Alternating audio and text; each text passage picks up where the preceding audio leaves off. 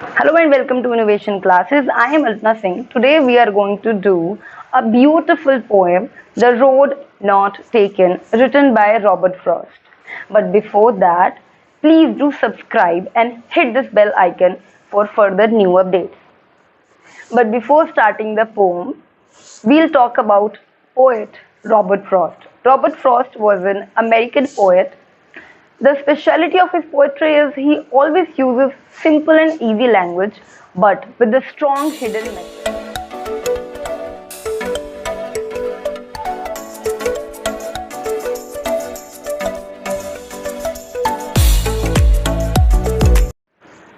The Road Not Taken is an ambiguous poem. If life is a journey, then this poem is that particular situation when a decision has to made. इस poem के through Robert Frost एक message convey करना चाहते हैं कि हमारे life में बहुत ऐसे सिचुएशंस आते हैं जहां पर एक डिसीजन लेना पड़ता है, पर ज़रूरी नहीं है कि वो डिसीजन आपका दूसरे पे डिपेंड करता है। आप हमेशा अपनी खुद की मन की बात सुने और जो आपका मन करता है, आपकी चाहे वो करियर के लिए हो गया या किसी चीज़ के लिए, आप वही चुने। So our first stanza is two roads diverged in a yellow world and sorry, I could not travel both, and be one traveler. Long I stood and looked down, one as far as I could, to where it bent in the undergrowth. यहाँ पर poet एक ऐसी जगह पर खड़े हैं जहाँ पर एक रोड दो अलग अलग डायरेक्शंस में डाइवर्ज्ड है, and he is feeling sorry that he is not able to travel both roads at the same time. Then he's regretting himself that why I'm not able to travel both since it is impossible. But still he stood up there and been thinking that which road will be better for him. Second stanza. Then took the other as just as fair and having perhaps the better claim because it was grassy and wanted wear. Though as for that the passing there had warned them equally about the same. So in second stanza poet ये बता रहे हैं कि उन्होंने दो road थे, एक road ऐसा था जिसपे सबसे ज्यादा लोग ट्रैवल कर रहे थे, मतलब ज्यादा से ज्यादा लोग उसी रोड पे जा रहे थे, और सेकंड ऐसा रोड था जहां पर उन्होंने नोटिस किया कि कोई जा ही नहीं रहा। So he was quite interested in second road, और वो ये सोचते रहे कि ऐसा क्या है सेकंड रोड पे जो लोग उस रोड से नहीं जा रहे। तो उन्होंने अपना डिसीजन थोड़ा सा डिफरेंट करते हुए सेकंड रोड चूज करा, और उसके बाद उन्होंने ये सब देखा कि वो रोड जो बहुत ही ग्रासी, बशेस, बहुत सारे पेड़ पौधे थे, क्योंकि जिस रोड पे हम ट्रैवल नहीं करते हैं वो डिस्कवर नहीं हुआ होता है, इस वजह से हमें बहुत ही ज्यादा वियर्ड और अननोन सा लगता है। Our third stanza is very important. And both that morning equally lay in leaves, no step had trodden black. Oh, I kept the first for another day, yet knowing how way leads on the way, I doubted if I should ever come back. Meaning of our third stanza is, poet जब उस road पे जाते हैं जो discover हुआ ही नहीं था, उस पे नोटिस करते हुए जाते हैं कि एक भी पत्ती वहाँ पे क्रश्ड नहीं है। पर्टिकुलर स्टैंजा में एक वर्ड है ट्रोडन ब्लैक।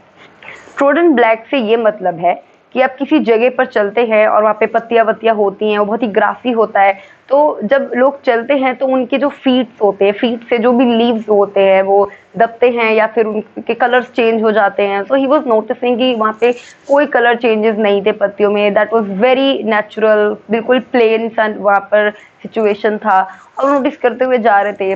देन अपने मन में पोएट धीरे धीरे ये सोच रहे थे कि चलो कोई नहीं, आज इस रोड पे जा रहा हूँ, नेक्स्ट डे के लिए रखूंगा फर्स्ट रोड, क्योंकि उन्होंने चूज किया था सेकंड रोड। फर्स्ट रोड पे सब जा रहे थे, इसलिए उन्होंने कुछ स्ट्रेंज करने के लिए वो उस रोड पे चले गए, और वो नोटिस करते अपने मन में बोलते हुए जा रहे थे कि कोई बात नहीं, फर्स्ट रोड पे मैं बाद में चला जाऊंगा। पर मन ही मन में वो ये डर रहे थे कि आखिर ऐसी क्या बात है इस रोड में जो कोई जा ही नहीं रहा, किसी ने डिस्कवर ही नहीं किया। तो बहुत ही ज्यादा कंफ्यूज और डरे हुए थे। He was quite frightened and he was been thinking that what should I do if I will never come back. वो ये सोच रहे थे कि मैं वापस आया ही नहीं, फिर क्या होगा, कोई एनिमल मिल जाएगा या फिर क्या स्ट्रेंज है इस रोड में, और ये सोचते सोचते पोएट चलते जा रहे थे। Our last stanza is, I shall be telling this with a sigh, somewhere ages and ages hence, two roads diverged in a wood, and I took the one less traveled by, and that has made all the difference. So meaning of our fourth stanza is very important, क्योंकि यहीं पर वो बताते हैं कि उन्होंने कुछ ऐसा बड़ा काम नहीं किया, पर क्योंकि पहले रोड पे सब जा रहे थे एक दूसरे को देखकर, कोई ये सोच नहीं रहा था कि why the second rose is not discovered. सब एक दूसरे को देखकर उसी रोड पर जाए जा रहे थे, पर पोएट ने सोचा कि आखिरकार क्या डिफरेंस है इन दोनों रोड में, वो चेक करने के लिए या वो नई पाथ डिस्कवर करने के लिए वहां पर जाते हैं सेकंड रोड पे, और उन्होंने ये बताया कि सिर्फ यही एक डिफरेंस है जो उनको बाकियों से अलग कर रही है। सो बेसिकली इस पोएम में उन्होंने बेसिक जो मोरल देने की कोशिश की, उन्होंने कोई पर्टिकुलर एंड नहीं बताया कि वो पहुंचे, सक्सेसफुल रहे नहीं रहे, उन्होंने मिडिल में ही खत्म कर दिया पोएम को, क्योंकि वो ये बताना चाहते थे कि we can't always follow someone, and in our literature we use a term rhinoceros. Basically rhinoceros is an animal, but in literature we use this term for them who always follow each other. They don't create their own path, they don't create their own conditions, और लोग दूसरों को copy करने में लगे पड़े हैं, वो अपना खुद का डिसीजन नहीं लेते हैं। जो पाथ ऑलरेडी डिस्कवर्ड है, चाहे वो करियर का हो गया या फिर किसी भी सिचुएशन में, वो वही करते हैं जो ऑलरेडी डिस्कवर्ड है और जो उन्होंने देखा है बाकियों को करते हुए।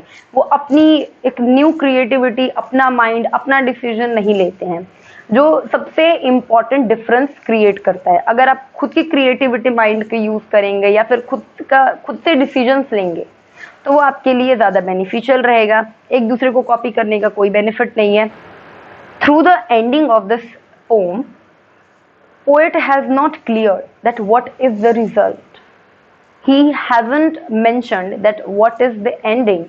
Has he reached at that destination or what happened? He just left between. So through this poem, he wants to convey a strong message that you should make your own decision and you should make your own path. Take your stand and just do whatever you are liking. You should not think so much about the result. Just do whatever you are liking and अपना decision लीजिए और उसी के साथ आगे बढ़िए। ये मत सोचिए रिजल्ट क्या होगा। हो सकता है वो डिसीजन आगे चल के वो खराब भी हो सकता है, सही भी हो सकता है, लेकिन अगर वो डिसीजन खराब होगा तो बहुत सारी चीज़ें ऑलरेडी सीख चुके होते हैं। तो इस पोएम से हम यही समझाना चाहते थे। Thank you. अगर आपको ये वीडियो पसंद आई हो तो प्लीज़ इसे लाइक कीजिए और कमेंट करके बताइए कि आपको ये वीडियो कैसी लगी।